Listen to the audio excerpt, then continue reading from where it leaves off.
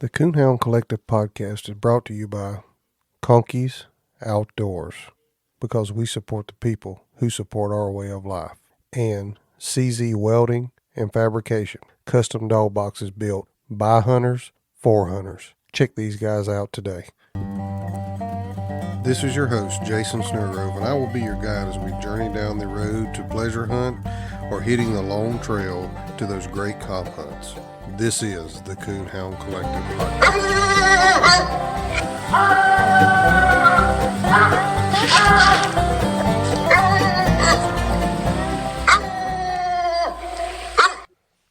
Thank you for joining us today on the Coonhound Collective podcast. Today I have Mr. Brandon Gaines with me from Oklahoma via telephone. Brandon, how's it going? Going good. Brandon, why don't you go ahead and tell us a little bit about yourself and kind of where you're from and how you got into coon hunting? Well, I grew up in a little town called Blue Jacket, Oklahoma. I currently live in Fairland, Oklahoma, which is a small town itself. Coon hunting, it's kind of been in my family for before I was even around.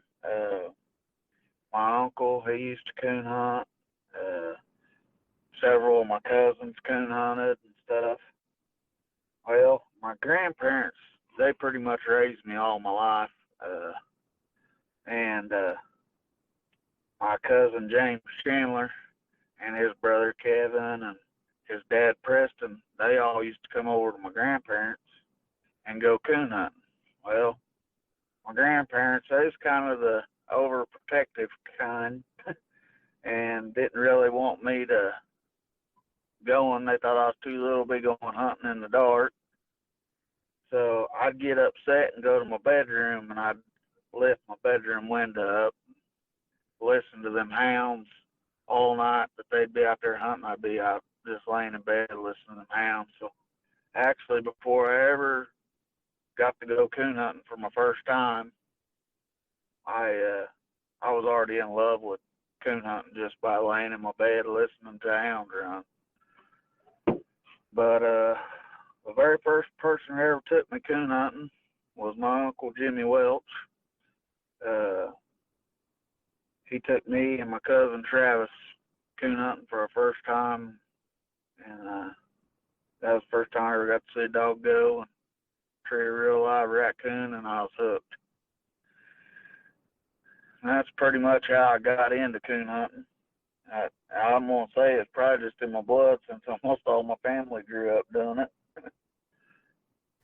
Yeah, well, I know listening to hounds, especially as a young person, that usually that and seeing a coon tree just usually winds it up and it's in you forever. So I know you currently hunt English dogs. What was your not just going with someone? What was your first hound? Was it an English or was you hunting something else? The very first dog I ever owned was an English dog. I bought it as a puppy uh, from a guy in Cleora. His name was Jim Mullins. Uh, end up, that was who I got my first dog from. We ended up becoming real close friends over the years. And that little pup I got was out of a dog that he had, a female he called Rosie. And she was directly out of Iceman. And that pup there, I'll be honest with you, probably would have been a lot better pup if I'd known a lot more about coon hunting and how to train a pup. And I didn't know nothing. And my first couple of years hunting, I probably run more dogs than made. Well, I think and that's the case with everybody. We all get that first pup, want to get it in the woods, and end up making more mistakes than we do good for it. But yeah, go ahead. yeah, but so I had that pup. I just liked it because I went to been around a lot of people that coon hunted and stuff, and most of them had walker dogs. And I've always been that type. I like to do things different, have different stuff than everybody else. I want to just be the different person, I guess. I don't know. Uh, well, that pup, it ended up getting run over when it was about a year old. And I talked to Jim, and he said, what you need to do is get you an older dog, one that already knows what it's doing and stuff. I said, well, really, back then I was a teenager, and I didn't really have the funds to pay for a good dog. And Jim said, I'll sell you Rosie. And I bought Rosie. She was directly out of Iceman. I bought her for $500. And that was my first real good coon dog that actually I could take out, and she'd go tree a coon every time I took her hunting, And I had her till she died. And I ended up, after that, I've had several walker dogs. I wasn't prejudiced to have anything, really.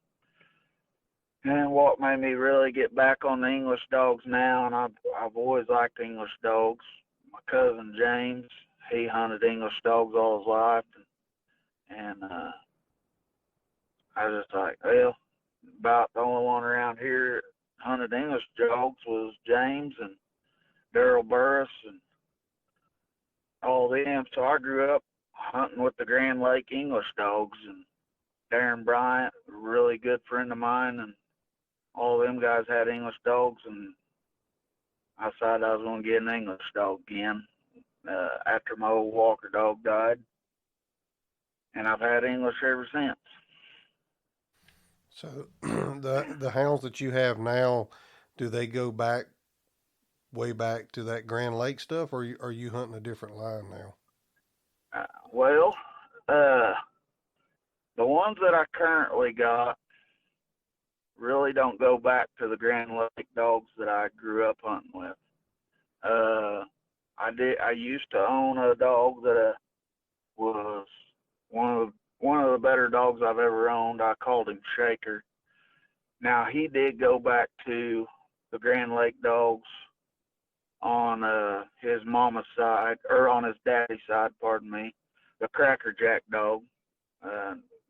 Everybody knows about Cracker Jack, and he goes back to the Grand Lake Squall too.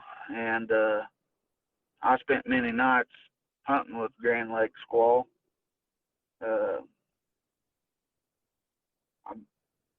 She was probably one of the better dogs that I've hunted with as far as coon dogs go. I mean, you cut her loose, she's going to go get struck, had a big mouth, going to drive a track and have a coon when she parked. A lot of your Grand Lake dogs, they didn't get competition hunted really, but man, they was always big, good looking, big mouths, and sure enough, tree raccoons. I always like to try to keep something or have access to something that goes back to Grand Lake stuff to breed back into my dogs. And my hopes is the line of dogs I got right now, and I find the right female Grand Lake bred, that's where I want my next big stud dog to come out of myself. Yeah. So after you got back into English, I know we had talked before. Um, what was your first hound that you really was competing with and doing some winning with after you kind of got back into that line of dogs you wanted to be in? Well, my very first dog that I ever competition hunted with or ever done anything with was a Walker female that I called Annie. She, knowing now what I do about coon hunting versus then, to me she is more of an ambush style dog. She did open on the ground, but she was kind of different. She wouldn't swim big water. It was like if water touched her belly, she'd just run down the banks and just pop up coons left and right. But I was real young, didn't know nothing. So I just thought, man, I just got a really nice dog. I didn't realize, hey, she just don't like water. She wasn't going to swim big water. But it kind of benefited me in the long run because I hunt a lot down on the river bottoms. and I drew out with guys that a lot of their dogs swam the river. Well, while their dogs swam the river, mine was treeing coons on this side of the river, and I done a lot of winning with her for me not knowing what I was doing really or anything, but I grew up with really good guys to competition hunt with, like Kenny Durbin. I couldn't tell you how many nights me and old Kenny Durbin drew out together. Uh, and that man taught me a lot as far as coon hunting went, competition hunting. Uh, Corey Males, we drew out so many times together. He was a blue tick guy, and he taught me a lot. There were several of them guys that just good coon hunters that they helped me as a young man. They wasn't out there trying to cut my throat, you know. And I've always been the type that I want to help other people too. And one night I drew out with Kenny Durbin, and he had to cast one. His dog was treated across the river, and there was no way we was gonna make the deadline unless we just leave his dog out there, because we was gonna have to go get a boat to go get his dog, or drive way around up into Kansas to get over and get her. And Kenny said, "We'll just leave her. We'll go back to the clubhouse and come back and get her." And I told Kenny no. I said, "I'll just swim over and get her." And he didn't want me to do it, but I'm kind of stubborn, bullheaded myself. I took my waders off, swam over, and got his dog so we could make the deadline, get back, and he didn't have to leave his dog out there all night. And still this day, if I see Kenny or something, he'll say, "You remember that night you swam the river to get my dog for me?" And I said, "Yeah, there's a lot of good memories with Kenny Durbin, Corey Mills, and all them guys growing up hunting with them. And that they taught me a lot when it come to competition hunting." Yeah, whenever you have a good group of guys that you can hunt with, it usually develops a lot of memories, a lot of good stories, and a lot of camaraderie that's built into our sport automatically. Once you get around guys, we're competitors when we draw out on Friday night or Saturday night or during the week at a PKC hunt, but when it comes down to it, it seems to be the common theme with people that I talk to from anywhere in the country that I've talked to them, that when another coon hunter's in need, the other hunters always come to their need and help them out any way they can. So Yes, that seems to yes, be a common theme for sure. yes, sir. I just was blessed with the group of guys that I grew up getting to hunt with that really don't still get the competition hunt anymore. And you know, a lot of the guys, everybody wants to help everybody to a certain extent, but everybody's out there to win at the same time. To me, a lot of things are different now than they was then. Back then, there was a lot more hounds. You show up just at a local club hunt, it wasn't nothing to be 30, 40 dogs there. Now, you're lucky if you got 12 out of just a local club hunt. Yeah. Do you think that's because of the more availability nowadays that we have to go to a hunt versus, I know years ago, of course, I'm from Alabama originally, and you only had a hunt come around every so often. And so when you show up at the club, there was tons of people there, tons of dogs, 30, 40, 50 dogs. And nowadays, like you said, 10, 12 dogs, that's a pretty good night, of hunting nowadays. Do you think it's because of the more availability of the hunts that we have available to us? Well, in my honest opinion, uh, it's probably two different things. I I agree that there is too many hunts too close together, whereas they used to be a lot further apart. So people would drive further to come to a hunt because they didn't have nothing close to them that's close to thing. Well, now it ain't nothing. I can go just about any night of the week other than a Sunday within an hour of my house and go to a hunt. And it didn't used to be that way. So I do think that has an effect, because somebody that used to drive 45 minutes to come to the Blue Jacket or Bonita hunt, they're not going to drive that far because they got one 10 minutes from their house. So that's part of it, in my opinion. And from what I see, I don't think there's near as many coon hunters as there used to be. A lot of your coon hunters back then, in my opinion, was, yeah, they might go to a competition hunt, but they was actually hide hunters. Hide used to be worth something. Now they ain't worth nothing. And they was more of a pleasure hunter, but they enjoyed getting to go hunt with other dogs and stuff, so they would go to hunts nearby when it wasn't season, just to have run their dog and, you know, be with other people and see other dogs go, because they just enjoyed coon hunting. And now it's, since it ain't worth nothing, I feel like a lot of your older coon hunters they're not as involved in the coon hunting as they used to be. Yeah, well, I can definitely see that, and one reason being you brought that up, I had a conversation last week with an older gentleman at my church, and he was asking me about coon hunting, and he said, "Well, why do you?" He said, "I used to coon hunt. Why do you even coon hunt anymore? The hides ain't worth anything." And he had no idea about like some of the competition hunts that we have now. Now, granted, I'm not in a position at this time, nor do I even have a dog that I would invest that much in to pay a, $2 or $3, $4,000 entry fee on to take a chance at winning, some bigger money. But he had been out of the game for so long that he didn't even realize that you could go to these competition hunts and potentially win money. He was definitely in it just for the hides. Yeah, yeah, because back then, I mean, really, I didn't even, for a long time, I'll be honest with you, I knew about PKC hunts as I got a little older, but I really didn't go to them because I've heard horror stories, oh, this, or, mean dog here, or whatever.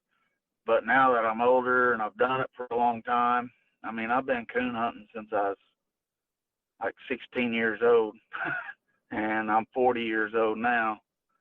And you're drawing the same dogs pretty much at your local PKC hunt as you are at your local UKC hunt.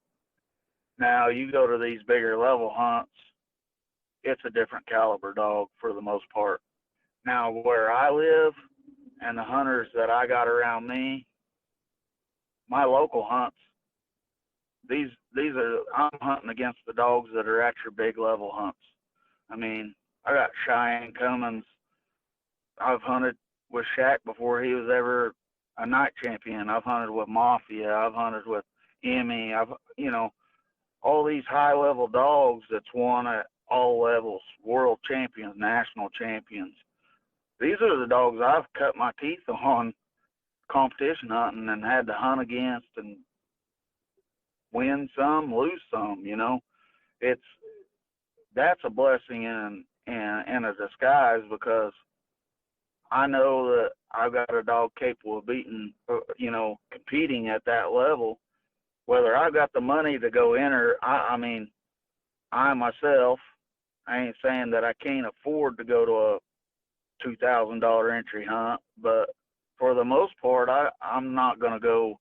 I've got a family, and I'm not going to go spend $2,000, gamble $2,000 to try to win a little right now. If I didn't have kids living at home still and stuff, that'd be different. But I don't want to take away from my kids just to go do something for my dogs or myself, you know. Yeah, But well, I I definitely. know I got dogs that can compete that because I've hunted against them all the time.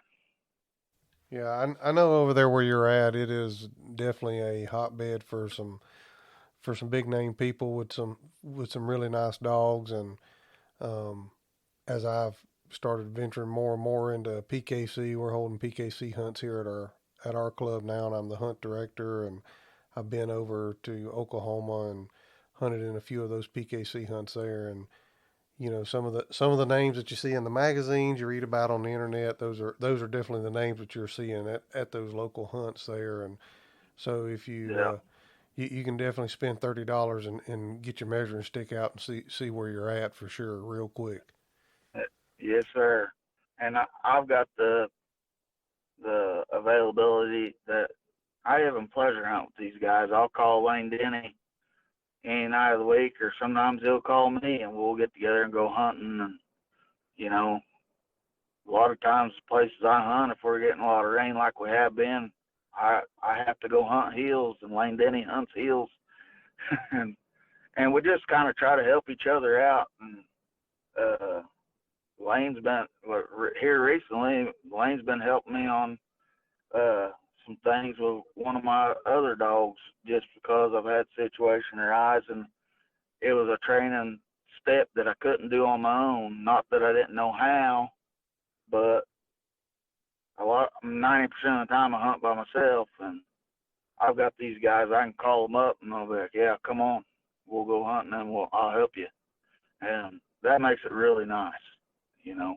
That even though that these guys are at the elite level that they are, I can call any of them anytime. I can call Lane, Tyler, Dalton, Cheyenne, any of them, and they'll say, "Yeah, come on," and we'll go out pleasure hunting and work on things, and that makes it real nice. Yeah, and not only working on things with dogs, but there may be some things as a handler yourself that they can give you some pointers with, or so and maybe you don't need pointers, but like myself, when I'm out there with other people pleasure hunting, I went with someone last night that competition hunts regular, and we were running stopwatches, and I was asking questions and just trying to better myself as a handler, because I know this guy, he's been in the runs of running PKC, UKC, and hunting in some bigger hunts than I've hunted in. So I try to take those opportunities to learn whatever I can learn from those situations, even when we're out pleasure hunting. Oh, absolutely.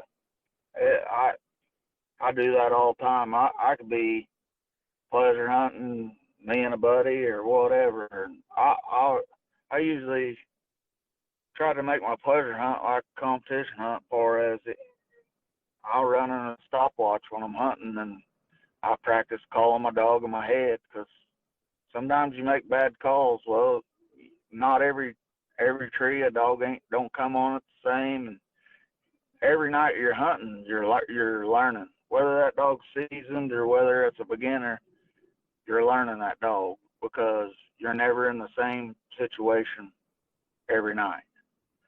So it's a learning game, and sometimes you make the right decision, sometimes you don't. Uh, I'm usually my dog's worst enemy, to be honest with you, because I make the wrong decisions.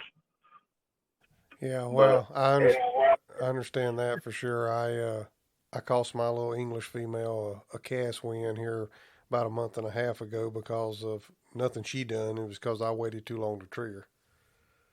yeah, been there. I've done that myself. Waited to tree dogs, or you know, tree my dog, and I didn't really need to, and it cost me the hunt, because I should have just kept my mouth shut. And I didn't really need it, but my dog was treed, and I just call it like it is, and that's just kind of how I was raised. I'm just gonna call my dog for what my dog does.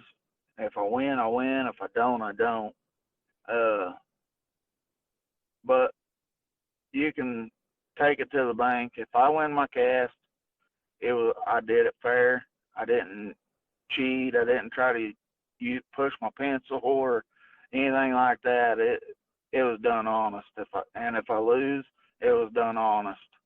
Uh, I've even kept myself out of the top 24 of the world by showing a guy's coon, Uh, and I probably got more compliments after that the next day than if I'd have won the world hunt.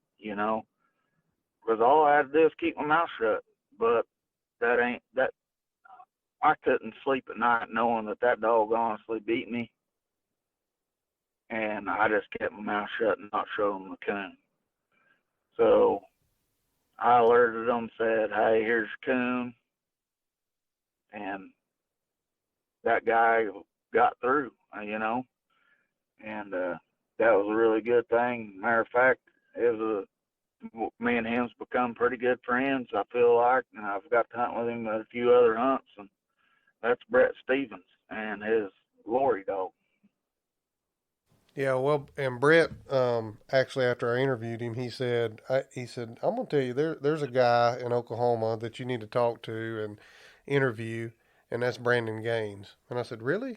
I see him on Facebook. He's got BNS English Kennels, and I see him on there with his rowdy dog, diesel dog, and look like pretty nice hounds. He said, I'm telling you, there ain't a more straighter up guy in coon hunting than Brandon Gaines. So. I think that's a pretty good compliment. I don't remember how many years ago that was that situation happened, but Brett just told me this like I don't know a month and a half or 2 months ago. Whenever I reached out to Yeah. you about this, so definitely that's important in our sport. It's important to cherish the wins that we get, but it's also important to be a good loser too, because you're not going to Yeah. win them all. It ain't going to happen. There's some dogs that they get hot and it seems like they're just winning everything, left and right. Here a while back, Joe Manning, I mean he's just winning everything, but Yeah. they don't always stay that way. So you got to learn to be a Yeah. good loser, be a good sport, and do the right thing, and it'll come back to you. Oh yes. And Joe Manning is one of the best out there to either side of the ball. He's a good winner. He's never going to be. He's always humble, and even if he loses, he's going to shake your hand, tell you congratulations. He's a really good guy. I've had the pleasure of hunting with him a few times. I was one of the backup judges at the pro sport truck hunt when he won the pickup with Dominator, and that was an awesome cast. Uh, and every one of them guys after Joe won it, they was all shaking Joe's hand, congratulating each other. Uh, Everything. That's what this sport's really all about. Uh, and that's why I love it. I mean, for the most part, you'll hear guys talking horror stories. Oh, I got cheated and this guy did. I've done it. I've competition hunted since I was 17 years old, and I can count on one hand how many bad casts I've had where I've had trouble, and that's pretty good. I mean, most of the time everybody's helping everybody. You know, Do, that's just my opinion at all levels. The higher level hunts, it's even, you would think they'd be more cutthroat at a higher level than it is at a lower level, but it really is different. That higher level, you don't hardly ever have a question. You don't hardly ever have an argument or nothing. I've had more questions in $30 hunts than I have $100 to $500. I've never entered anything over 500, so I can't say the 2,000, 3,000. I've never entered any of those, so I can't say that 500 is the highest I've ever entered, and that was just here recently. Yeah, and a lot of people say I got cheated on that cast, and this, that, and the other. But I always have to ask myself, do they really know what the rules were? And was the other handlers just using the rules to their advantage the best way possible? Yeah, And I think that's it a lot of it. exactly. Uh, because I just learned a rule that and like I said, I've been a master of hounds even since I was 21. And I just learned a rule a couple of months ago that I knew nothing about, and I've talked to some people who knew it and some people didn't. And That's in a UKC hunt. If everybody in the cast agrees a dog is in a hole, you don't have to tree your dog. You can just go in there and score the dog. If it is in a hole and you don't tree it, you just get your strike points scored. You don't have to tree that dog in a hole. And I didn't know that. it kind of costed me a cast win at a tournament of champions. I wished I'd have known that, and I wouldn't have treated my dog because he had a coon in a hole and ended up running it out of there, and it cost me getting a minus and cost me a cast win. But in the end, it worked out great because the guy that ended up winning our cast, he doubled up and got through, and Emilio Gavin, and he's a good dude too, and I've coon hunted with him for years, so I was tickled to death for him, even though I didn't win my cast. You know, I didn't win my cast the second night, so I probably wouldn't have got through even off my one cast win on Friday night. So it worked out. Everything, the way I look at things, God has a plan for everything, and everything happened for a reason. So I think I didn't win that cast because God knew I wasn't going to win my cast the next night, you know, and the way I look at it, you just give him thanks whether you win, lose, draw. It don't matter because there's a bigger picture. It's not just that night. You got to look at the bigger picture on everything. Yeah, I agree 100% there. He definitely has a plan, and even though sometimes we don't understand it, it usually works out for our better too. And something else there, you know, just like you said, even though you didn't win that, you were happy for the guy that did win it. And I think that's something that I've seen more and more of. Used to, there was like these little cliques of guys that kind of, you know, always kind of hung together. And more it seems like, you know, you're out there with a cast of guys and those three lose and you win, and those guys quit becoming your competitor and start becoming like your cheerleader, pulling for you, you know, to get to that next level. I think that's a really great thing in our sport, you know, that we can be such competitors and then turn around and also cheer that person on. Yeah, and that's what it takes. I mean, in my opinion, we're all there to help each other. There is a lot of jealousy in coon hunting, but it's usually more in the same breed. And like I said, down here, I'm in a different breed than what most everybody here hunts. So, but even if they was hunting the same breed as me, I'm gonna cheer them on either way if I don't get through because I'm pulling for my breed. I'm pulling for my friends, and vice versa. You know, they do the same for me. All them guys that I call when I need help or whatever, they know they can call me anytime, and middle of the night or whatever, and I'll come do best I can to help them out. Yeah, and that's what it's about. So, before we get too far off trail here, back to your English dogs. Me and you had a conversation, and I don't know that anybody knows this other than me and you. That I come over and I've got a little male dog here out of some of your dogs. I come over and picked up. Me and you stood around and talked for a little while. And you was tell me about Jill, this dog you had. Won't you tell us a little bit about Jill and kind of tell us that whole story that me and you talked about there? Because I think that just embodies what I know as coon hunters, their generosity, their camaraderie, taking care of one another. I think that's just a great story. Hey guys, this is Jason over at the Coonhound Collective podcast. Is your dog box starting to get wore? Maybe it's starting to get a little cracked like mine is. Maybe you've just been thinking about it's time to upgrade to a new box, but you've asked your buddies and you're just not real sure what direction to go in. Well, let me help you out here. Go check my friends out at CZ Welding and Fabrication, custom dog boxes and aluminum products on Facebook. You can check out all their custom work they do there and their designs that they do. If you don't see something that you don't exactly like there, reach out to Nathan at 540-810-9999 810-540-5439, 540-810-5439, or send him a message through the Facebook page. I bet he can fix you up. Don't wait till fall to get that new dog box. Go ahead, get that dog box now. Get you something looking good in the back of your truck that you can be proud of and that you can haul your dog around in comfort. Check my friends out at CZ Welding and Fabrication. You won't go wrong. Dog boxes built by hunters for hunters. Get yours today. CZ Welding and Fabrication. All right.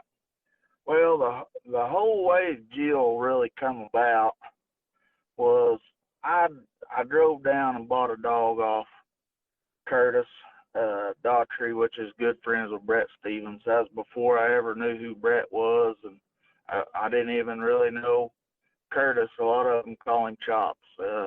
And I bought this young male dog, which ended up, I found out later when I drew out with Brad at World Hunt, that was literally my brother to Lori.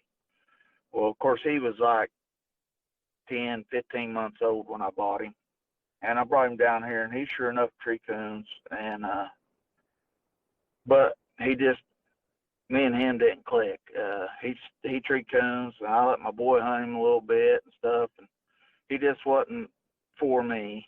And so I decided I was going to sell him. Where there was an older gentleman in Coffeyville, Kansas. I cannot remember his name. He was looking for one. It was about that style of dog, and he come down. We went hunting. He liked what he seen, and to be honest with you, I don't even remember what I had him priced at. It wasn't ridiculous, but older gentleman didn't have that much money on him, and he asked me if he paid me this much, if I would take this female in on trade. She was probably 9, 10 months old, if I remember correctly. She was under a year old, and asked if I'd be interested in her. Well, she was UKC Performance, Super Stakes, and everything. And I said, yeah, I'd do that, because in what was left owed to me, I couldn't have raised the pup to that level and had her paid up for that amount of money. So I did it. Well, the guy met me the next day on my lunch break. I drove up there and I picked that female up from him, and we exchanged dogs and paperwork and stuff. And so she stayed with me at work all day. On my way home, then I had my coon light in my truck, or one of my boys left their coon light in my truck, and I was heading home, and it was dark, and I decided I was going to drive back roads. And I seen a coon cross the road, and I decided I'd cut her loose, see what she'd do. And she ran in there and got treed, and I went and grabbed that light, was going to go in there and get her, and I'll be dang if the light wasn't dead. So I had to use my cell phone just to go in there. Whether she had the coon or not, I couldn't tell you, because all I had was my cell phone flashlight. I just got my dog and went to the house. And so I was real excited about her. And because I didn't have a dog on my place other than my cousin had to let me hunt one of his English dogs out of Crystal and Timber Tiger. I had her and was hunting her for him and putting her in a few hunts. And that was James Chandler's Teddy dog. So I get Jill. I end up naming her Jill. And I get her home, and the very next night, I was like, I'm going to take Jill and Teddy hunting. So me and my two boys, we load up and go down on the river, went hunting on some property I got over there to hunt. And we cut loose, and Teddy got in there and got treed, and we started heading in there to her. Next thing we know, we hear Jill in there treeing with her. And got in there, and they had a coon. Boy, I was just so excited. It was during kill season, and I knocked that coon out to them. And I said, boys, we'll just call the night early. It was during the week. They had school next day, and I had to go to work. So we went back home. Well, the next night, I decided I was going to go hunting. And I took Teddy and Jill again, and I went by myself and turned loose.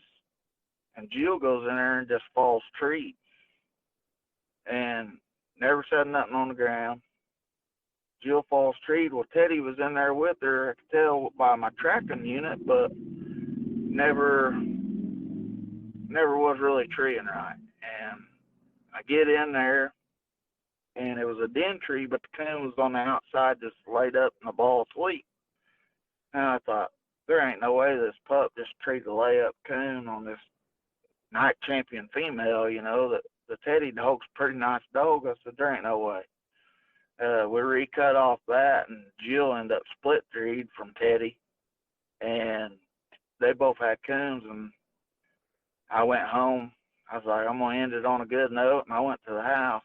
And my dad used to coon hunt with me as a kid all the time, and I called my dad. I was telling him about Jill. I was like, Dad, you ain't going to believe this. This little female's for real, and no more hunting than she's ever had or anything. I said, she's just a natural. And my dad, he hadn't been coon hunting in quite a while at that time. And the next night, he's like, well, come pick me up, and I want to go see her go. And my dad's always hunted walker dogs, and I went and picked him up. And the next night, we took Jill and Teddy and cut loose, and Jill treated a coon on Teddy again, and got in there, and it was just balled up in the first fork of the tree, just sleeping. And we squalled and everything. That coon never would look at us. He just first fork tree. I was like, my dad's like, she just treated that. It was just lay up coon, son. I was like, that's what I've been thinking she did the other night, but I was like, I didn't really believe it, you know. And we treated like 2 or 3 coons that night, and she looked real good. And my dad said, I'm not a real big fan of English dogs. He said, but I'd own her. And so I knew I had something pretty special with Jill. And I ended up hunting Teddy for a little while longer, and then I knew Jill needed to be hunted by herself, so I ended up giving James's dog back because I had something to hunt now, and I was really hunting her quite a bit by herself and put her in several hunts. Well, back when I was hunting her in the hunts, you had to have a first place win and 100 points or whatever. And it took me a while to make her a night champion because I had like 4 or 5 seconds on her I think I had 4 thirds and 2 fourths before I ever got my first place win. And I don't know, I just never could get that first place. I come in one night with 850 plus and still didn't. I just knew I had first place and end up with second. You know, the night I did finish her to a night champion, she only had 75 plus, and that was what I got my first place win with. But later on down the road, I made her a night champion, and I was going through a rough spell in my life, and Darren, really good friend of mine, and to this day, I still say he's one of my best friends. He hunted with Jill a lot. He told me several times, he said, Brandon, if you ever decide you want to sell her, I want first chance at her. I said, if I ever decide to sell her, I'll let you know. I said, but I don't ever want to sell her. Well, then I was going through a rough time in my life and was going to have to get my own place because separation and, you know, just things that happen. So I didn't really have the money to go get a place right then and there. I called Darren and told Darren, said, I'm going to have to sell Jill. I don't want to, but I'm going to have to. And he said, what do you want for? And I told him, he said, well, meet me up here at the gas station. I'm getting ready to go hunting, and I'll take her. I said, okay. So Darren picked her up from me. And I'll be honest with you, I've owned quite a few dogs. I've never really bonded with a dog until I got Jill. I've never cried over a dog, and I'm not a crying type of person. I'm not bred that way, I guess. But I ain't gonna lie, I shed a tear when I sold her and loaded her in Darren's dog box. And Darren knew what Jill meant to me. And Darren took her hunting that night and with his Rilo dog, and they treat some coons, but he had seen what Jill does, and he knew she wasn't performing like she normally did, but he figured it's because I wasn't there. We hunted her a few more times, and she wasn't the same dog. Darren called me a couple times, and I remember one time he called me. He said, "Hey, Brandon, I got a question." He said, "I already know the answers, but it's a dumb question, but I'm gonna ask you anyway." I said, "All right." He said, "Have you ever hunted Jill by herself?" I said, 90% of the time. He said, "Well, I knew that, but she ain't going to hunt." And I was like, I don't get it. Well, we end up figuring out that she's just one person dog. She just wouldn't hunt for nobody but me, really. And Darren called me and said, "Brandon, I'm gonna sell Jill back to you." I said, "Darren, I don't got the money." And he said, "I didn't say nothing about the money." He said, "You can pay me when you get the money." He said, "I felt bad when I got her because I know you didn't want to sell her, uh, but I knew you needed the money to get out of the situation." He said, "I know you're good for it. When you get the money, you just pay me." I said, "Darren, I don't know when I'll have the money." He said, "That's fine. I felt like I took one of your kids when I took Jill anyway." So I went and picked Jill back up,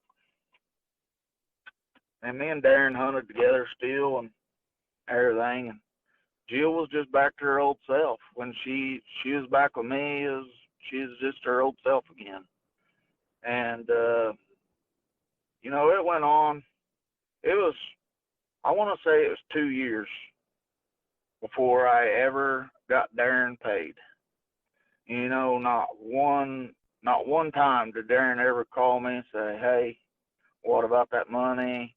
Never asked me about it, nothing. There were several times I said, "Hey, Darren, I ain't forgot you." He said, "I ain't worried about it." And he just never brought it up. Well, out of the blue, I ended up getting the money. I called Darren and said, "Hey, are you at home?" He said, "No, he's out delivering dog food." He said, "Why, what's up?" And I said, "I got your money." I said, "Do you want me to take it to your house?" He said, "No, I'll just come by and get it. And I'll call you later." I said, "All right." Well, I met up with him the next day and gave him his money. But never one time did that man ever ask me about that money or question when I was going to get him paid or nothing. And that just showed me how good a friend he really was. I mean, he was there to help me when I needed it the most, and never did question it. And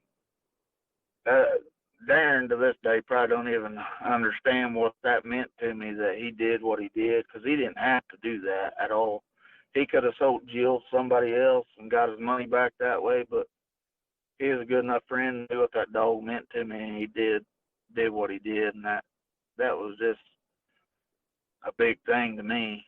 And it kind of, all honesty, set the page for what I've got now. I mean, the dogs I got now all go back to Jill, and she's kind of my measuring stick for all my dogs, because she's the best dog I've ever had of my own on the end of the lead, in my opinion. And I've had a lot of dogs, and I've had some nice ones, and I've had some bad ones. But she's what I like the most, and Darren, I couldn't ever thank Darren enough to this day for doing what he did, because I knew he didn't have to do that. Yeah. And that's Well, kind of how the whole deal with Jill went down.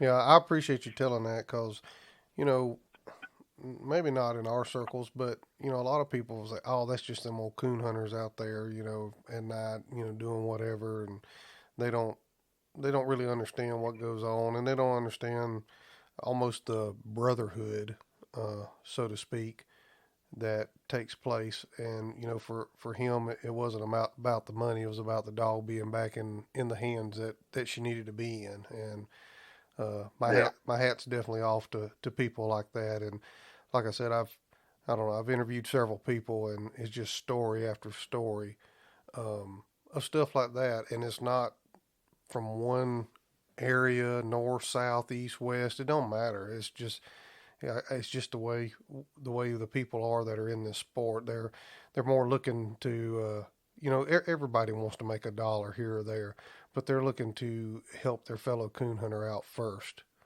For the most Yeah. part, you do have a few here or there, but for the most part, they're like your friend Darren there. They're looking to help somebody out first. Yeah. So It, from Jill, she had a litter of puppies, and that's where Rowdy come from. Is that right? yes, sir. So tell us about Rowdy, and then we'll move right on into to Diesel and some of the rest of them. All right. Well, uh, I had Jill. I made her a night champion, and I knew eventually I was going to want to breed her, and I was going over stud dogs, looking at pedigrees, what should I breed to, and hunted with several dogs out of different dogs, and to me, it's not about the dog you're breeding; it's about what they're throwing. So I always like to hunt with what he was throwing, and I'd looked at the JR dog, and I like the JR line of dogs. I've hunted with a bunch of them, but at that time, money wise and stuff, wasn't going to be able to get her down there and breed her to JR. And I ended up, a good friend of mine, John Kirby, and had the Rocky Runs Bad News Bow Dog down there at his place, which Terry Goforth and them had. And he placed fourth in the world.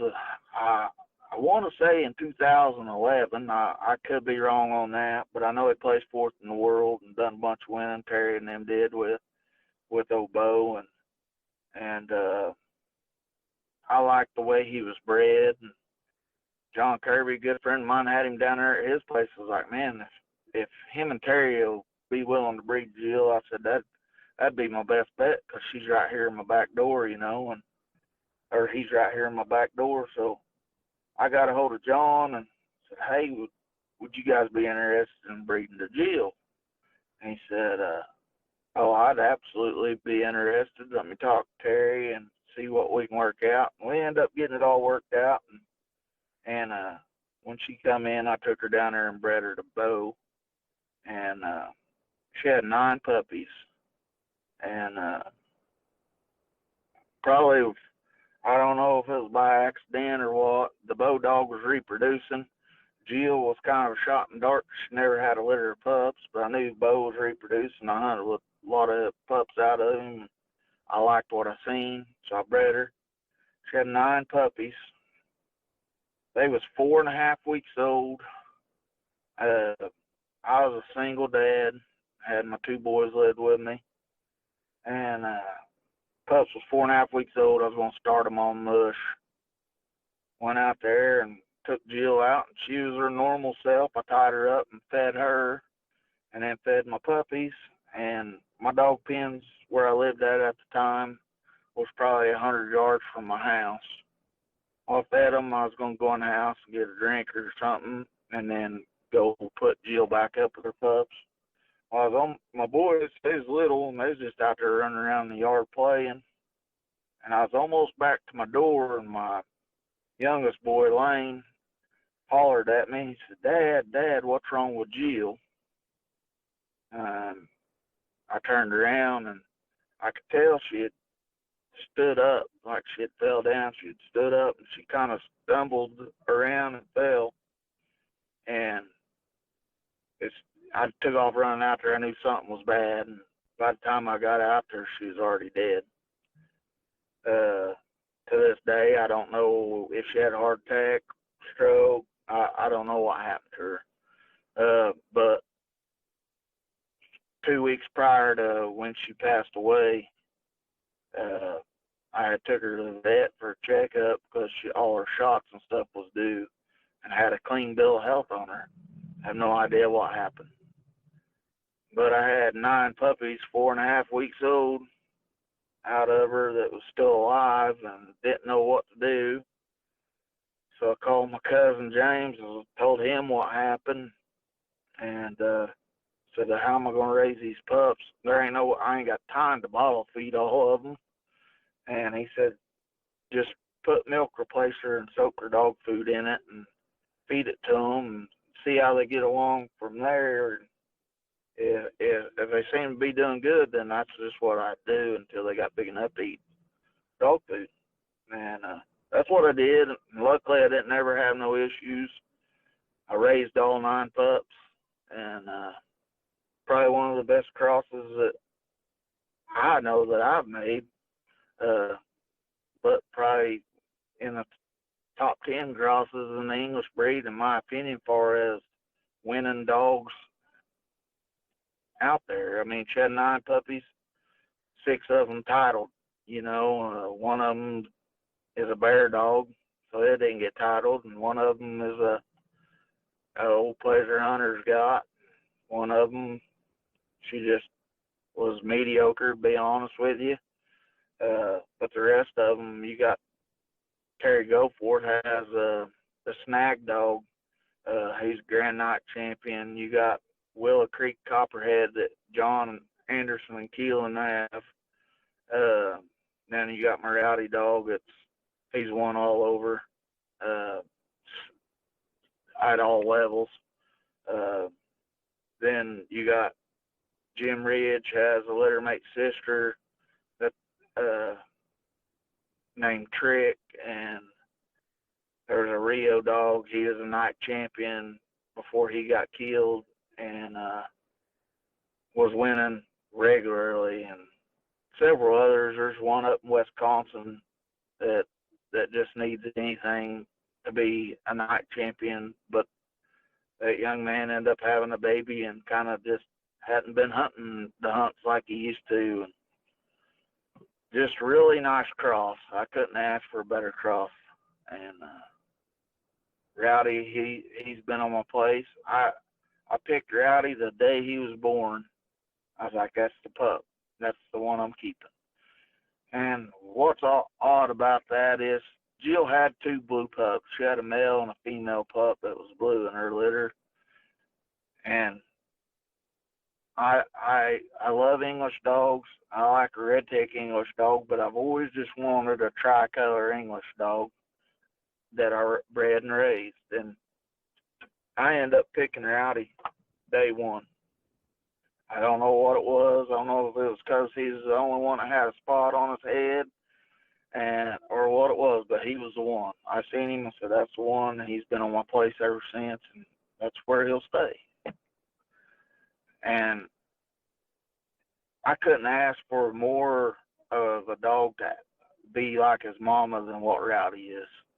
I mean, he hunts like his mama did. He acts like his mama did. He's kind of a one-man dog, and his mama reincarnated, I guess, and I feel blessed to have him, and I've enjoyed him over the years and still enjoy him. He's still just a good coon dog. So, what all have you won with Rowdy? Oh, man. So many hunts over the years I put him in. He just turned 6 in February. I've won high scoring dog at Redbone Days. I've high scoring dog at Zone 4 the year that I went to the top 100. Multiple time world qualifier. There's a couple. I only got to hunt him in zones twice. The second year I hunted him in zones, he had come down with Arlichia and really wasn't performing at his level that he normally does. I won high scoring dog at the Blue Tick Grand Reunion in Iowa. Black and tan sectionals, English sectional kings of hunts. He's had cast wins at English days. He's had cast wins at Winter Classics.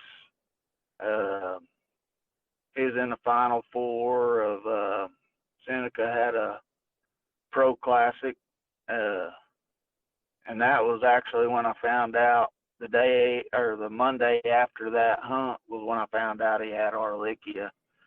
And even with him having Arlikia, I made the Final Four, and it ended up the late round. I was winning the late round, and his Arlikia kind of flaring up. He kind of shut down on me and cost me a hunt. I kind of blame it on Tyler Compton, but he's a buddy of mine, but he pulled a slick one on me that night. I still give him a hard time about it, but at the same time, my dog shouldn't have been where he was at, and it cost me the hunt. I went from first place to last place because I ended up getting scratched, but it is what it is. But and them guys I drew out, I had Tyler Compton was hunting Jenna, which is platinum champion, won all over. We had Shaq, which is a national Grand Night champion, one everybody knows about Shaq. And then I had Emmy, she's world champion, two-time world champion. And then I have Rowdy. Them was the Final Four of that Pro Classic hunt, and to lose to any of those three dogs there's no shame in that at all. To know that I was winning that cast with those level of dogs, if my dog just wouldn't quit me because he was just shot in the butt from the Arlikia, just to know that I could have won it, I was happy. But it kind of sucked money wise what I went from winning this to from this, And there was only like 17 minutes left in the hunt when we had to put the time on him. And it was just one of those deals, and ain't nothing I can do to change it, but it is what it is. I had a good time that night, and I was proud of Rowdy. He dominated the early round and then was doing really good the late round, and then it just kind of petered out on me. That's been Rowdy's kind of his forte has always been he was real fast, and he was always a low end strike dog, but man, he was treating coons that dogs didn't even know was around, and accurate. And I might treat zones, them guys down there when I was high scoring dogs at zones, them guys I drew out with down there, every one of them tell you, I treat 2 or 3 coons that was 60 yards or less from when I cut him, just wham bam. Other dogs just run past them, and he was treeing them. I was high scoring dog Friday night. Saturday night, I wasn't even wanting to win my cast because I was like, I just want to get through zones. I want the least amount of minus as possible or whatever. And I would always wait to tree my dog because I was to see if anything come in there because I didn't want first tree take a chance of getting minus. I ended up having first tree all night because I was by myself. The next to last coon that Rowdy treed that night, we had walked off. Rowdy had got treed, and another dog got treed, and then 2 others got treed over here, and we was all within a 200 yards circle. All dogs had coons. We walk off that and recut, and Rowdy didn't go 20 yards in front of us and like just trees. I was like, oh, you got to be kidding me. Why are you doing this right now? And other dogs just kept trucking down the creek. And 10 seconds of cutting him, I put a stationary on him because I was judging. And all the guys in the cast had hunted Rowdy a bunch. They're like, why are you putting stationary on him? I said, I'm going to see if one of you guys' dogs come back to tree with him so I can take the second tree. Because I could literally see the tree he was on, and I was like, I figured he was just all excited.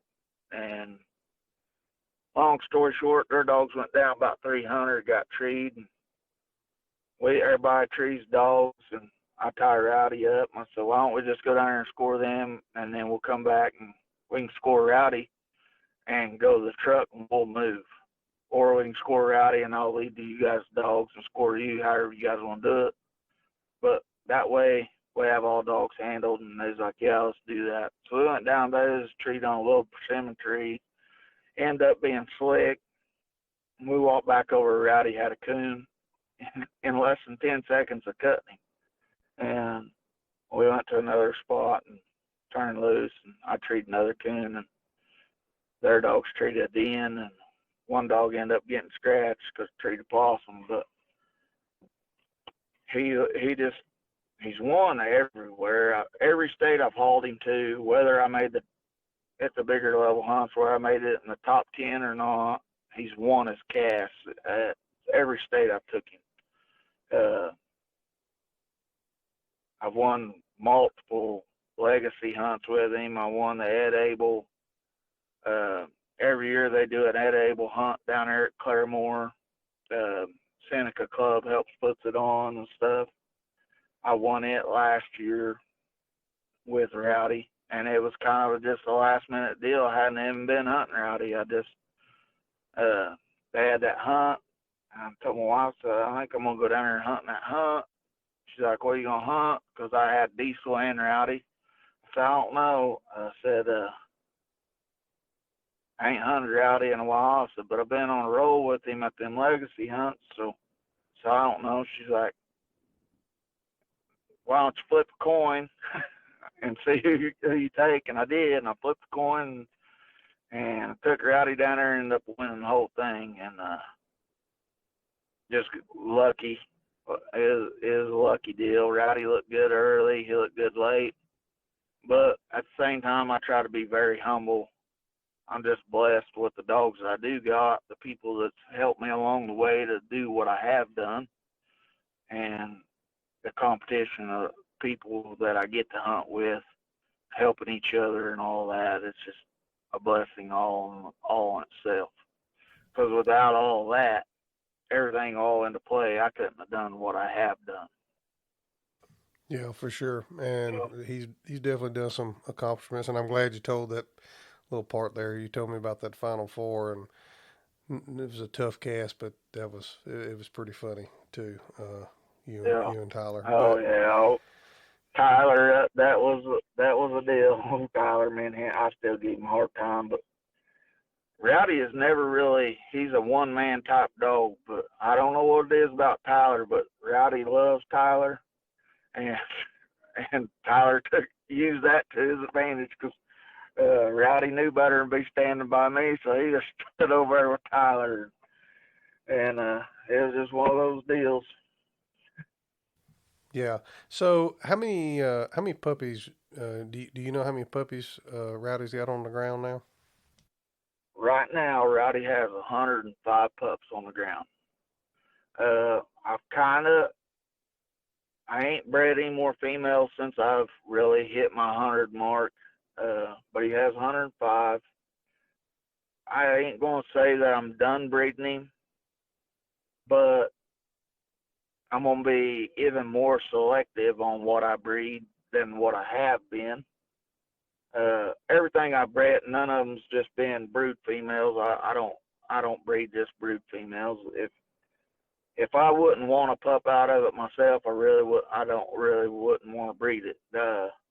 Some guys are different, and I've probably upset people by turning them down or whatever, and it ain't never been nothing about their dog ain't good enough to be bred to my dog, because I don't look at it that way, because everybody has their own opinion on the type of dog.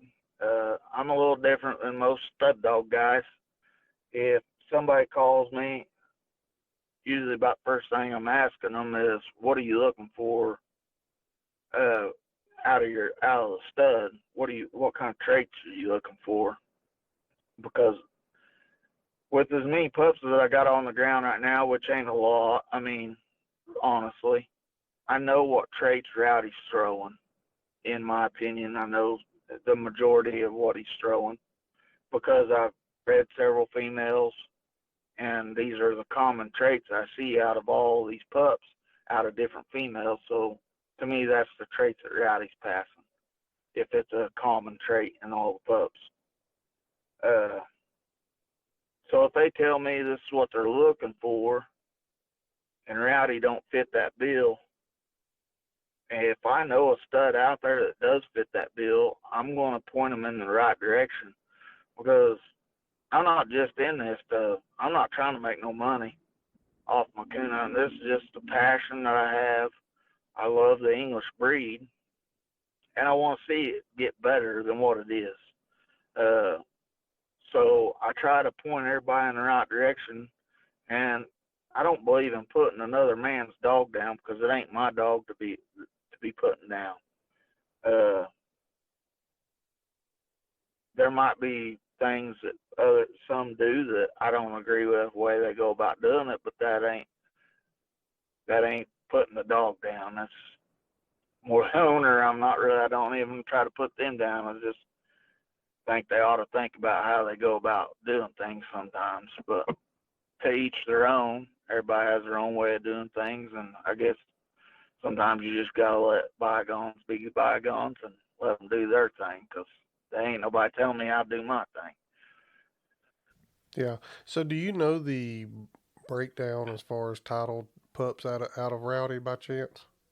Hey guys, this is Jason over at the Coonhound Collective podcast. I'm here today to tell you about one of our sponsors, Conky's Outdoors. Whether you need a few dog collars or the whole setup, they can fix you up. They have a wide range of products from hound hunting to fishing. My friends over at Conky's Outdoors can help you out. You can order online at conkysoutdoors.com. Call them at 904-692-1568, 904-692-1568, or if you're in the Hastings, Florida area, go by and see them. Again, that's at conkysoutdoors.com, because we support people who support our way of life.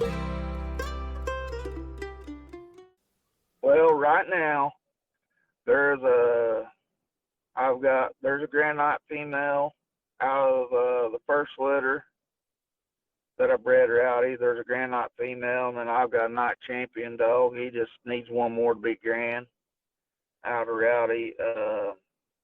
There's another female that I did own that I just recently sold. She's got 2 wins towards Night Champion. There's 3 pups that's got wins on them towards Night Champion. All honesty, Rowdy's oldest litter is 2 years old, coming 3. And a lot of them, a lot of people think these dogs may be Night Champion by the time they're a year old, or Grand Nighted by the time they're a year old.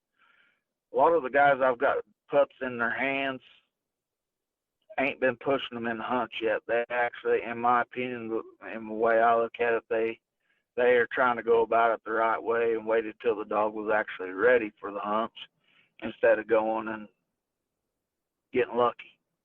And I think by the end of this year, you'll probably see Rowdy on the top 10 reproducers list, and it'll just grow from there, because I know there's other ones that's getting ready to start hitting the hunts that are really nice. I've hunted with several young dogs out of him, out of different crosses, that they can go win right now in a hunt, but winning a hunt and being ready for the hunts is 2 different things. Yeah, I agree. Just in my opinion. Yeah, there's no question about that. I mean, I heard John Strickland kind of say the same thing about Big Country when he first got him and started messing with him. So, yeah, I think you need to make sure the dog is mature and ready to be out there competing. Yeah. Just because they can tree raccoons, that don't mean that they're ready to be out there. Yeah, there's a lot. In my opinion, there's a lot of them out there that get pushed way too hard at way too young, and then you'll hear about them and they're a year or 2 old, and then after that they just vanish. You don't hear nothing of them, and I think it's because they just petered out. They went backwards instead of forwards. Yeah. Before we I want to ask you about Diesel and some of the traits that you're seeing that Rowdy is throwing. But before um, we move to that, do you think in the recent years that social media, Facebook in general, has created more jealousy in the different breeds? Oh, absolutely. Absolutely. Because, like I said earlier, everybody has their own way of doing things. Uh, some people are good talkers. Some people don't talk. Uh, I'm I'm kind of in between. I'm not gonna blow my dog up. Uh, if you want to see my dog go any night of the week, any conditions, come up, go hunting. He's either gonna look good or he's gonna look bad, and that's just all there is to it. I'm not gonna say my dogs walk on water, but I can take my dogs out any night of the week, any conditions, just about, and most every time I'm on tree coons. Uh, are they gonna look like world beaters every night? Absolutely not. But I wouldn't own them if they wasn't consistently treeing raccoons when I go hunting. They better have way more good nights than they have bad nights. They all gonna have bad nights. I don't care what dog it is. They better have way more good nights than bad nights if they're gonna stay on my place. Yeah, I definitely understand that for sure. Okay, so moving on to Diesel, tell us a little bit about Diesel and tell us the traits that you're seeing passed down from Rowdy into dogs like Diesel. Okay. Well, Diesel come about. I was personally looking for females because in my opinion, there's only been one real big stud dog in the Oklahoma area that I know everybody knows about, and that's Cabin Creek Rowdy that David Menson had. And he didn't breed as many dogs as his little mate brother Hucklebuck and stuff did, but a lot of our problem is our location where we're at, and where all the majority of our breed is. So, with that being said, I went about buying nice females or leasing nice females to breed to Rowdy because I wanted to know what I was breeding to and things to that nature. So I talked to John Kirby, buddy of mine, that had the bow dog and helped me produce Rowdy. I called him and we visited, and he had a female there. I liked the way she was bred. Uh, she's silver tone bred on the top side and went back to rat poison on her bottom side, and they had bred her to Cracker Jack, and she reproduced and had nice pups, and I've hunted with some of those pups. I owned one of them there for a little while after she was older, because I ended up getting her to breed to Rowdy as well. But I leased that Annie dog from John and bred her to Rowdy, and everything went good till she was getting ready to have pups, and she started having trouble. I called John and told him, it's like, I'm gonna have to take your dog in to have a C-section. She's having trouble. It's kind of a scary deal.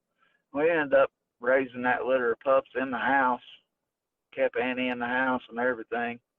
And man, you can't ask for a better natured dog or anything like that. She's a coon terrier. We kept her in the house, and a lot of coon dogs you keep in the house, they're gonna tear everything up and things like that. But she wasn't. She was a really good dog. I raised them pups. Uh, she had 3 males and 1 female, and John was actually going to get the female uh, for his daughter Kinley, because actually, to be honest with you, Annie is Kinley's dog, his daughter's. And anyway, that was what we was going to do for the let me have her. He was going to take that female pup, and which was perfectly fine with me. And then we had an accident happen. The female pup ended up getting killed. And I told John, I said, if you want one of these males, or I can pay you to do whatever to make it right. And John said he wasn't worried about it. Everything, basically the same thing. Everything happens for a reason.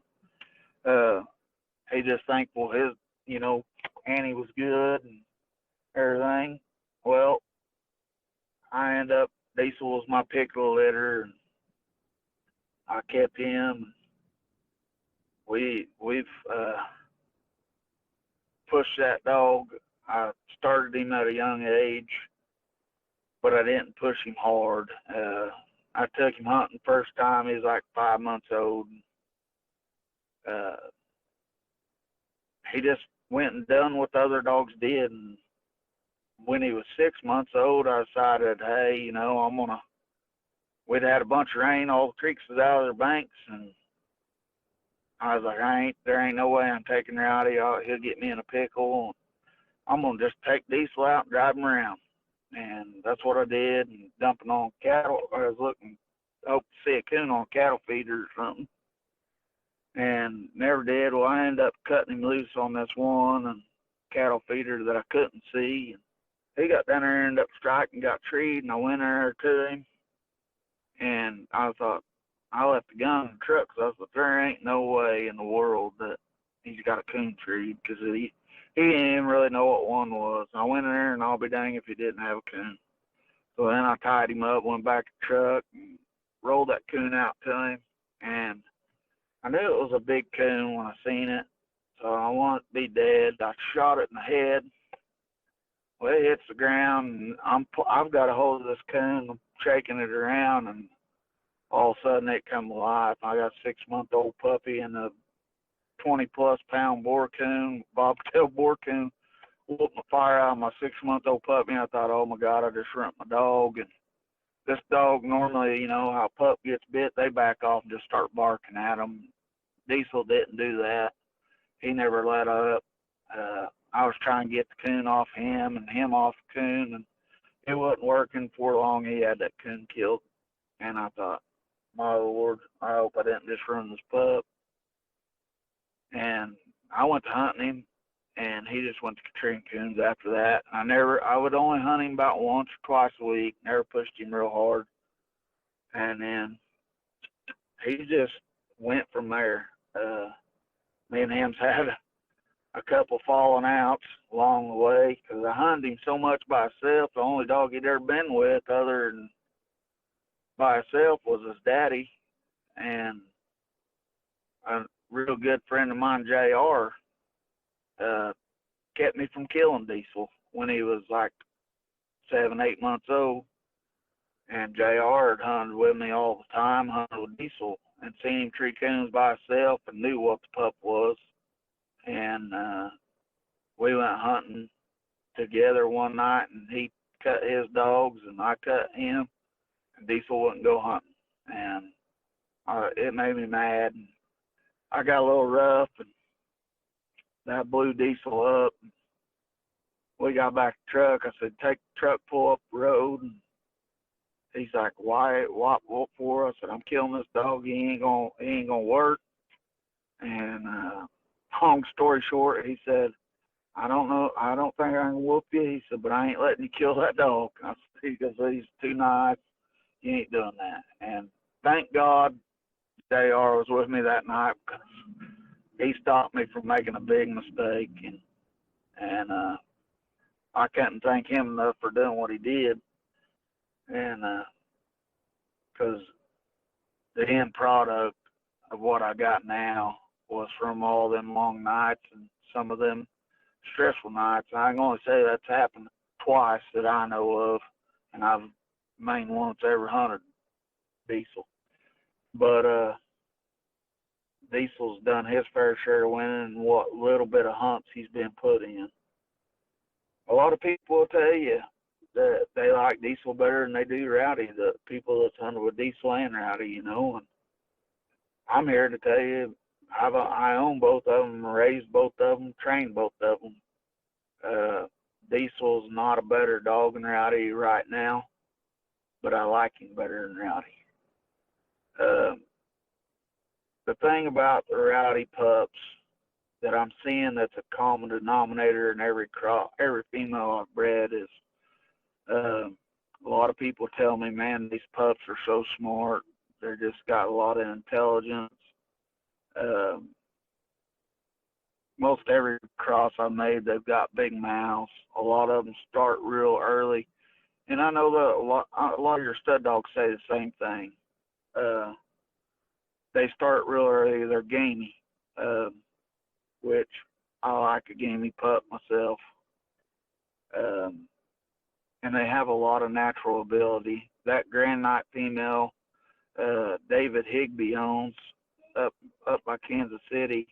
Uh, she pretty much was taught by herself. I mean, he didn't hunt her with other dogs to get her going and stuff. But that man right there, he done it right with her. He never pushed her real hard, let her mature, done it, and has won almost everything he puts her in. I personally got to see her go, and she's nice. A lot of Rowdy's pups are naturally very independent. Um, they Another thing real common that I see that you don't see in a lot of pups out of stud dogs is their layup. They like to run with their heads in the air. With Rowdy, Rowdy opens on the ground. A lot of people think Rowdy don't bark on the ground. They think he just goes in there and falls treed. And Rowdy's not. He does open on the ground. He's got a beautiful ball mouth on the ground, but he just don't hardly ever run tracks. Because if there's any kind of wind blowing, oh, just a little breeze.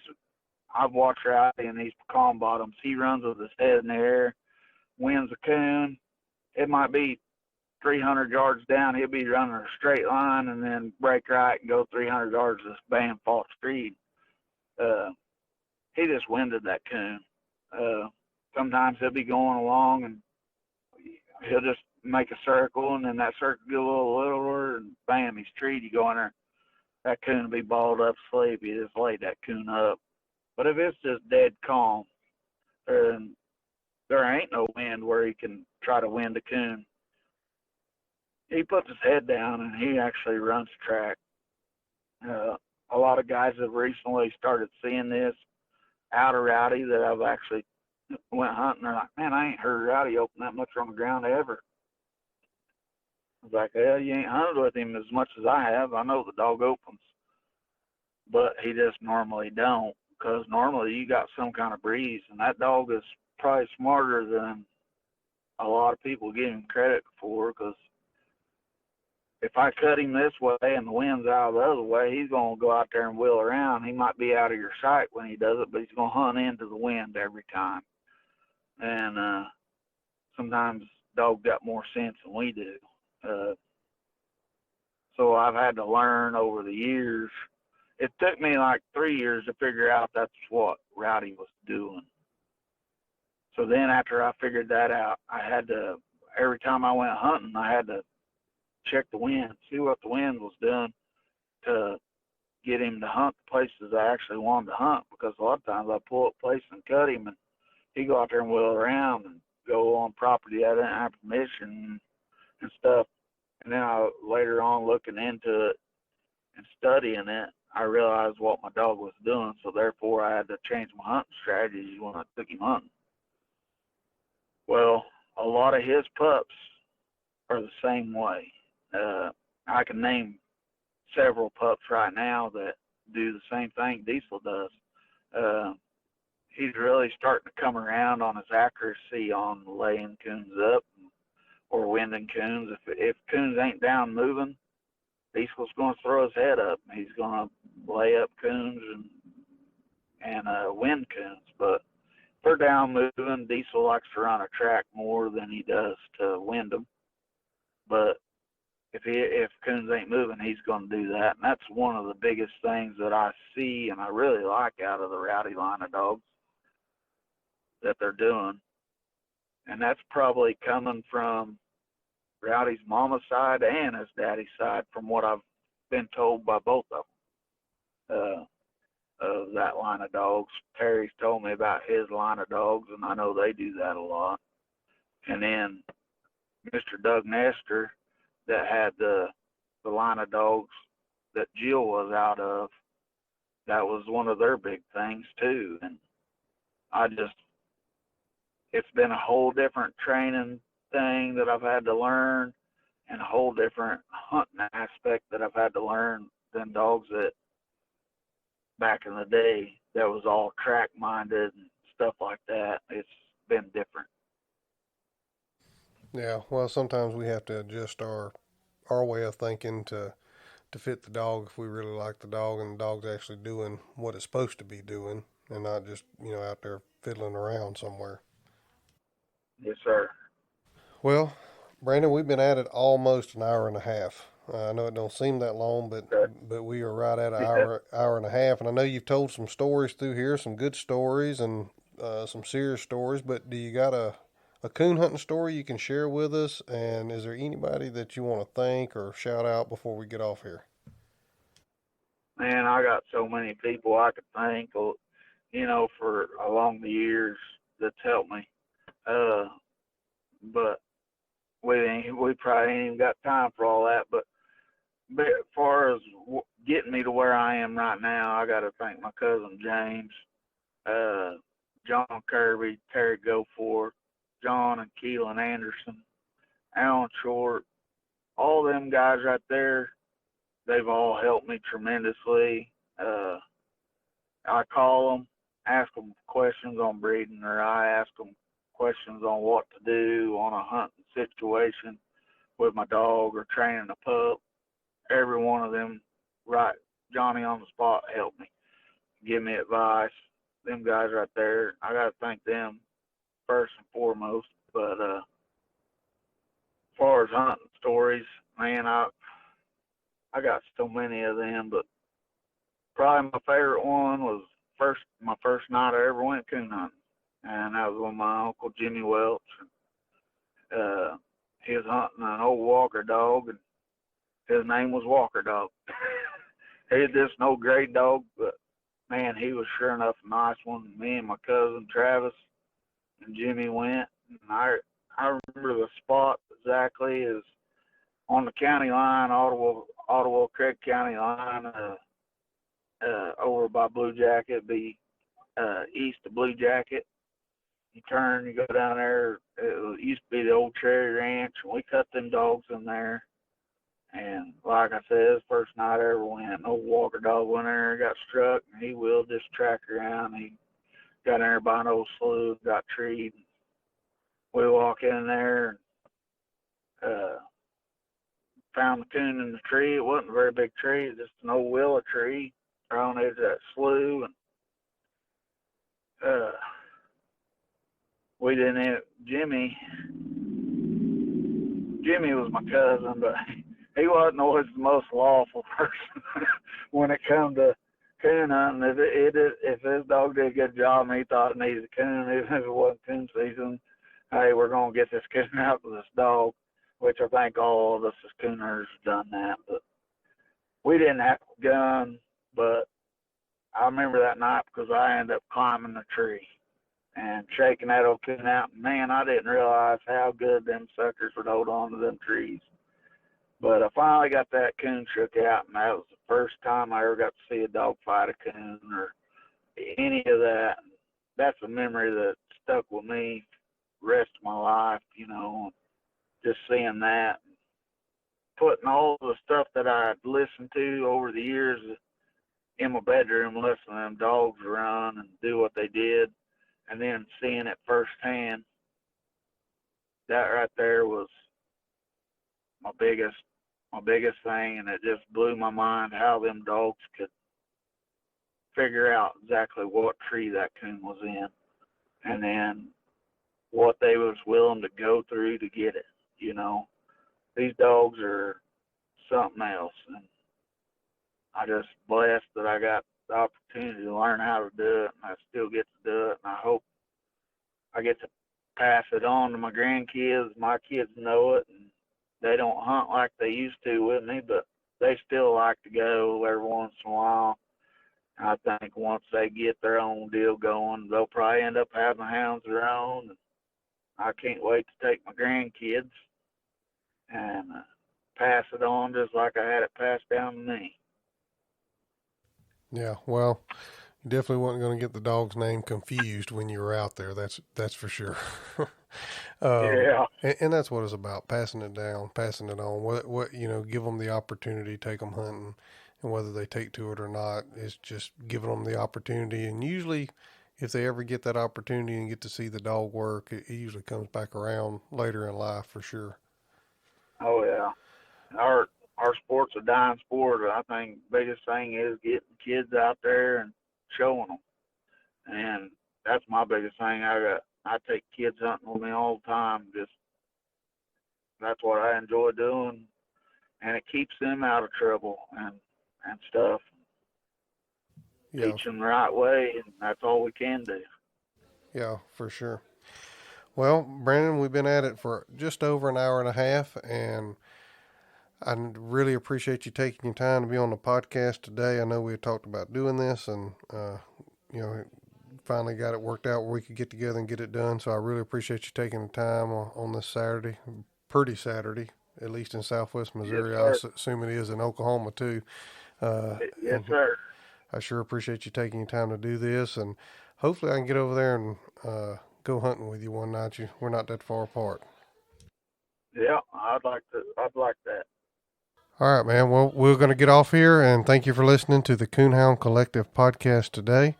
And we're about to hit the woods. Thanks, guys, for listening to the Coonhound Collective podcast today. We really appreciate you taking your time out of your day to listen to the podcast. If you don't mind, head over to Facebook and give us a like, and head over to Instagram and give us a follow. It's both at the Coonhound Collective. Also, if you would like to reach us here at the Coonhound Collective, you can reach us at thecoonhoundcollective@gmail.com. If there's someone that you would like to hear on the podcast or a product that you would like to hear talked about, please send it to the Coonhound Collective at gmail.com. Thanks again. Have a great day.